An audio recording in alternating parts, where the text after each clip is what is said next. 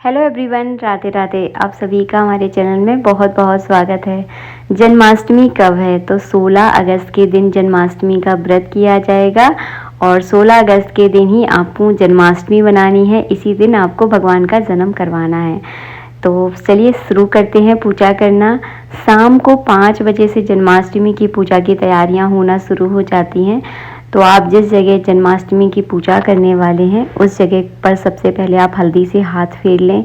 चौकी पटा जो भी आपके पास है उसे बिछा लें, उसके ऊपर पीले कलर का कपड़ा बिछा लें। एक घी का दीपक वहाँ पर जला लें और रात के 12 बजे तक ये दीपक जो है ना जलते रहना चाहिए। मैंने एक कांसे की थाली ले ली है, कांसे की थाली में स्वास्तिक बना लिया है और यहाँ पर जो है ना थोड़े से मैं इस तरह से फूल बिछा दूंगी। अभी आपको कराना है भगवान का वास करवाया जाता है। इसे आप भगवान को शयन कराना भी कह सकते हैं, क्योंकि रात में 12 बजे जो है ना भगवान का जन्म करवाया जाता है। तो मैंने फूल बिछा लिए हैं। मेरे लड्डू गोपाल बहुत छोटे हैं, 1 साल के हैं, तो मैं उनका जन्म हमेशा खीरे से करवाती हूँ। अगर आपके लड्डू गोपाल बड़े हैं, थोड़े बड़े साइज के हैं, 5-6 साल के हैं, तो आप जो है ना उनका जन्म पपीते में भी करवा सकते हैं, लेकिन मैं हर साल खीरे में करवाती हूँ। तो इस तरह से खीरों के बीच में जो है ना मैं भगवान को वास करवाती हूँ और इनको जो है ना इस तरह से खीरों के बीच में आप फल भी रख सकते हैं। अगर आपके पास इतने ज़्यादा खीरे नहीं है तो भी आसपास आप फल रख ले, लेकिन खीरे का बहुत महत्व होता है, तो कम से कम 2 खीरे आप ज़रूर रखिएगा। इसके बाद जो है ना ऊपर से इस तरह से खूब सारे मैं फूल बिछा दूंगी। अब रात को 12 बजे हम आप सबसे मिलेंगे। तो रात में जैसे ही 12 बजते हैं ना, तो मैं इस तरह से जो है ना एक खीरा उठाकर इसे, जो 1 रुपए का सिक्का होता है ना, उसका जो खीरे का जो डंडी वाला भाग होता है उसको काटना होता है। तो मैंने वो काट दिया है। अगर आपके लड्डू गोपाल बहुत ज़्यादा बड़े हैं ना, तो आप इस तरह के पपीते में भी उनका वास करवा सकते हैं, लेकिन काटना ही आपको जो है ना इसी कॉइन से होता है। चक्कू का आपको यूज़ नहीं करना है। तो इस तरह से जो है ना वास करवाना है। मैं आपको थोड़ा आइडिया के रूप में जो है ना दिखा देती हूँ।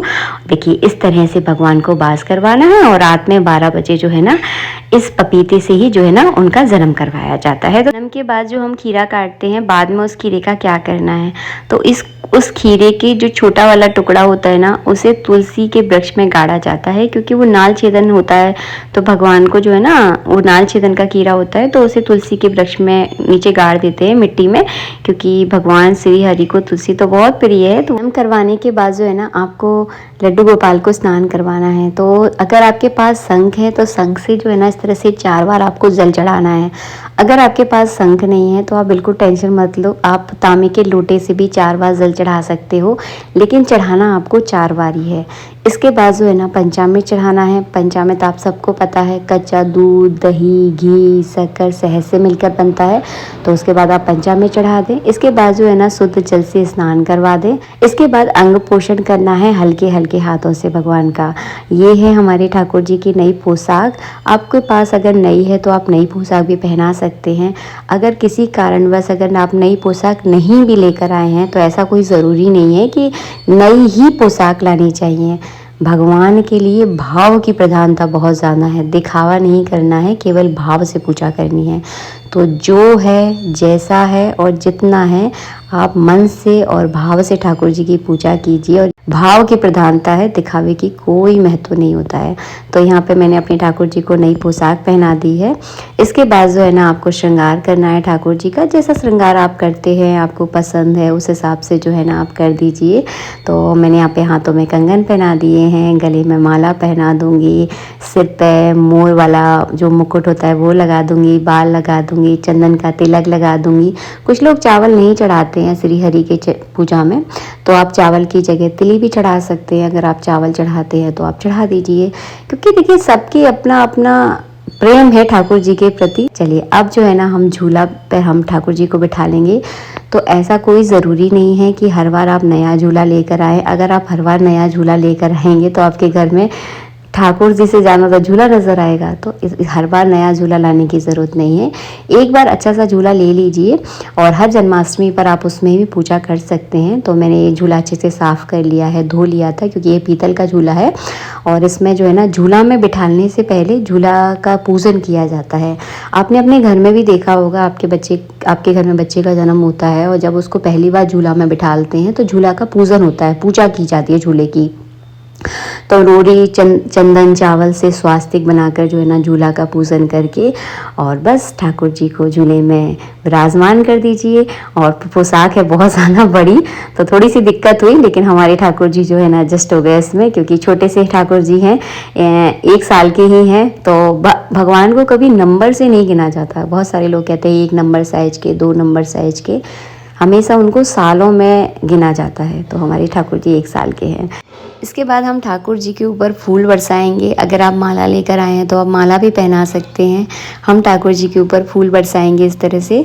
तो नंद घर आनंद हुए, जय कन्हैया लाल की, हाथी देनी घोड़ा देनी और देनी पाल की। तो भगवान का ये जन्म का उत्सव है। इस दिन का अपना एक अलग महत्व है। कहते हैं कि करोड़ों एकादशियों का व्रत करने से जो फल आपको प्राप्त नहीं होता, वो फल केवल आपको एक जन्माष्टमी का व्रत करने से फल प्राप्त हो जाता है। तो आप समझ ही सकते हो कि जन्माष्टमी का अपने आप में कितना ज़्यादा महत्व है। तो इस दिन का आप व्रत ज़रूर करें। अगर आपके शरीर में सामर्थ्य है तो ही करें, सामर्थ्य नहीं है तो ना करें। और हाँ, इस दिन अन्न ग्रहण नहीं किया जाता। तो आप, कई बार होता है हमें जानकारी नहीं होती है, हम व्रत करते हैं और उसमें रात में 12 बजे हम अन्न खा लेते हैं, क्योंकि हमें पता नहीं होता है।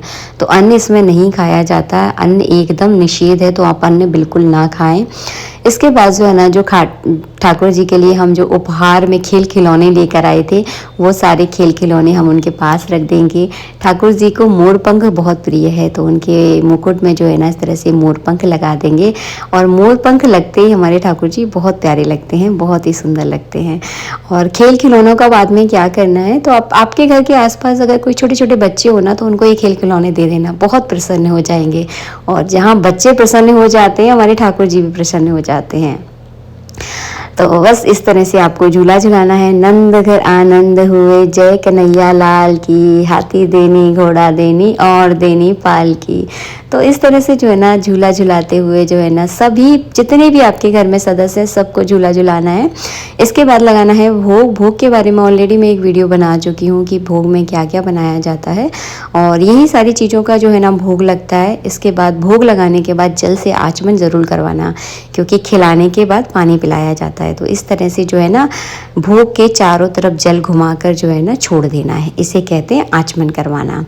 इसके बाद करनी है आपको आरती। और हाँ, भोग में तुलसी दल डालना बिल्कुल मत भूलना, तो आप तुलसी ज़रूर डाल दीजिएगा। इसके बाद करनी है आपको आरती। बहुत प्यार से, बहुत मन से और बहुत आसान तरीके से जो है ना पूजा कर सके। मिलेंगे नेक्स्ट वीडियो में। वीडियो पसंद आया है तो प्लीज़ अपने रिश्तेदारों के साथ इस वीडियो को ज़्यादा से ज़्यादा शेयर कीजिएगा।